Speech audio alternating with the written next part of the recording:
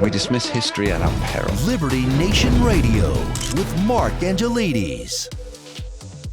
Hello and welcome to Liberty Nation Radio, heard coast to coast on the Radio America Network from our flagship station in the nation's capital, WWRC. I'm your host, Mark Angelides. On today's special edition, we're joined by legendary political author and prolific columnist Cal Thomas to discuss the character of an election, what that means, what it means in terms of how messages are delivered to the public, and what that means that the politicians are actually fighting on. We'll also be talking with Liberty Nation's executive editor, Lisa K. Donner, on who can bring the goods for Donald Trump as a vice presidential pick. We'll also be talking with Liberty Nation's legal affairs editor, Scott Cosenza, who was on the ground at the Libertarian Party nominating convention this last weekend, and ask him whether Donald Trump managed to move the needle in terms of libertarian support.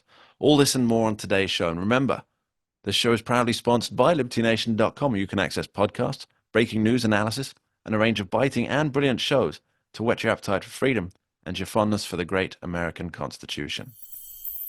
Barack Obama promised hope and change. Joe Biden in 2024 is promising the soul of the nation is on the line. But what is the character of this particular election? And what is the soul of which Joe Biden is talking about? We're very fortunate to have with us one of the most politically prolific authors in the nation and the nation's most widely syndicated columnist, Mr. Cal Thomas. Thanks for being here, Cal. Always a pleasure.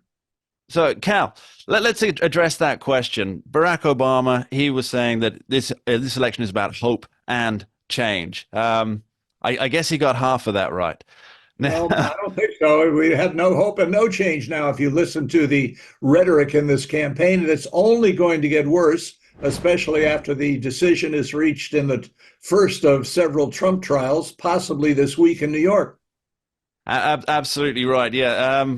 We could end up with some significant historic outcome here that impacts the very future of the country, because obviously whatever happens in New York, and obviously at the time of recording the decision hasn't come down here, that's going to set precedent for going forward into every election going ahead.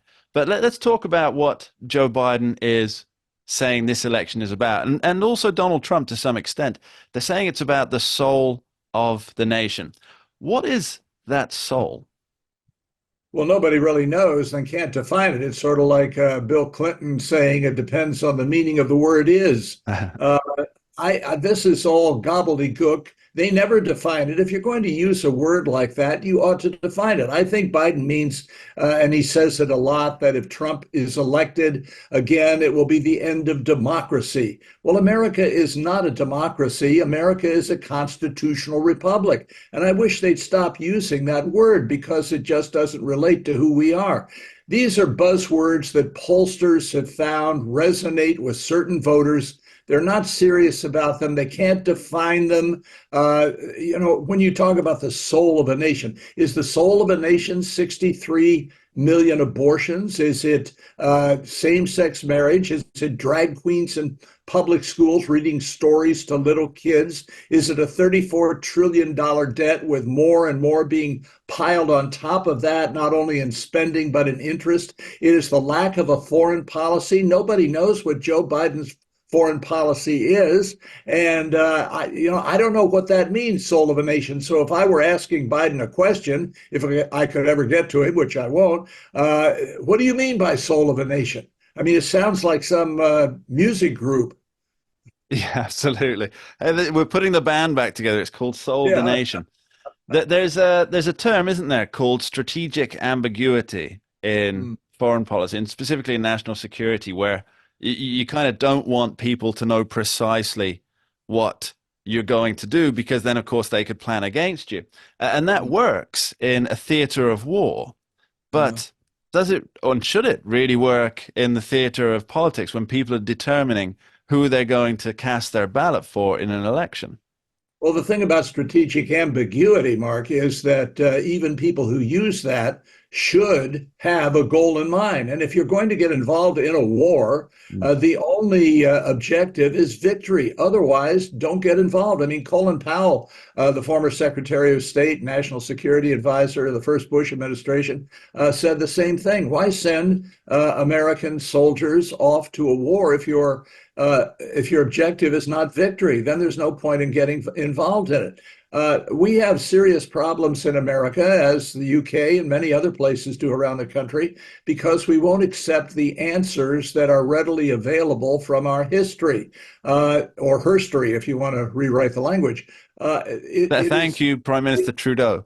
There you go. Yeah, well, your pronouns are very important these days.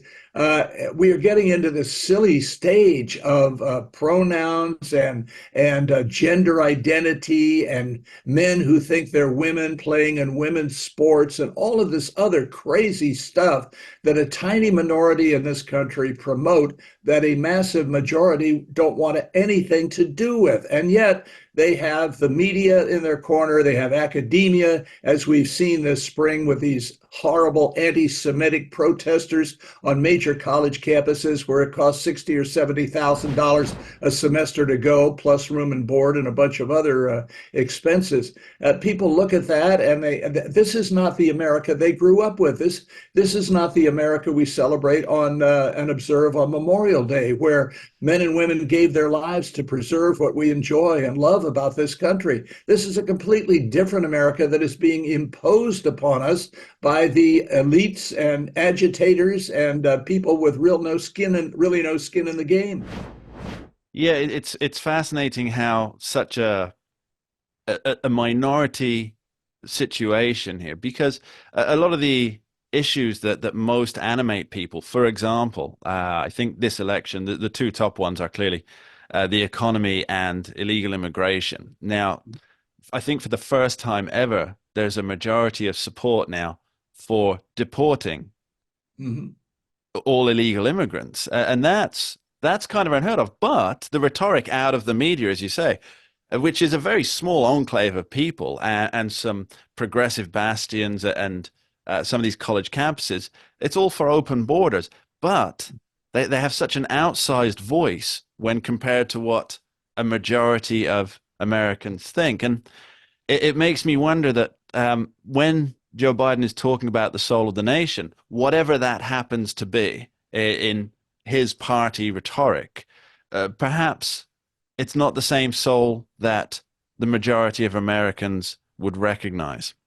Right. You're absolutely correct. And, Biden likes to position himself as a strong Catholic. I call him a Chino, a Catholic in name only. He goes against all the teachings and traditions of his church, whether it be abortion or marriage or just about anything else. And yet the media support him in all of this and his flubs and his outright lies. The White House recently had to put out a statement correcting nine errors in a relatively short speech that he made. He clearly is in cognitive decline.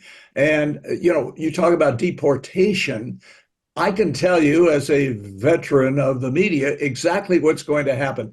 If Trump wins, if the deportations start, the media are going to find a crying woman holding a little baby that's crying and point out the cruelty of it all, try to switch people's minds or let these people stay. Let's not forget what Obama and Biden have said repeatedly. They want to fundamentally transform America. And a major part of that is flooding the zone, flooding this country with people from China and Pakistan and all kinds of other countries. Fox has been the only network that has regularly covered this. You had Bill Malugin down on the border. He's doing these interviews. Why did you come here? Most of them say jobs. Few of them say freedom. But none of these things qualify under our immigration law as reasons to be admitted to the country. And then, of course, Border Patrol and the legal system give them a court appearance date that's 20 or 30 years from now. They're never going to show up, even if they're still alive. And this is what the fundamental transformation of America is about. We have illegal immigration without assimilation. No country on earth and in history has ever been able to sustain itself with that kind of behavior. Yeah, Elon Musk has been making headlines. Well, maybe not so much headlines, but he's making Twitter lines or X lines, whatever they happen to be called, saying that talking about how within the census, when illegal immigrants are counted amongst the population, that actually expands congressional power. Right. So you end up with, if you have an extra 1 million illegal immigrants within a certain area, well, that's going to be more congressional seats. Right. And they're also now allowing illegals to vote in local elections in New York City. They tried it in Washington, D.C., but the House, which oversees D.C. law, has overturned that, thankfully. But this is their goal. They want people to come in illegally. They're going to give them free stuff, free education, free health care, free phone. In New York, you've got a free debit card that Mayor Adams has handed out, free hotel rooms in New York City, free food, all kinds of other stuff. And then they're going to tell them, you better vote for Democrats or those evil Republicans are going to take all your free stuff away. There's nothing, there's nothing new about this. We have these Medicare supplement ads run on TV in America, and there are four common words in each of them, which tell you what the condition of America is today: free, entitled, benefit, and deserve. When Mm. you say that often enough, and it seeps into the mindset of a new generation of Americans, you're going to think this is where the envy comes in. Evil corporations, the rich. I never envied the rich. I asked rich people, how did you become rich? Where'd you go to school? What did you study? What's your philosophy of life? I want to be like you someday. But now the attitude is, if you make more than I do, you owe me to make it fair. That's not what capitalism is all about. We'll be back with Cal Thomas after this short break. Don't go anywhere.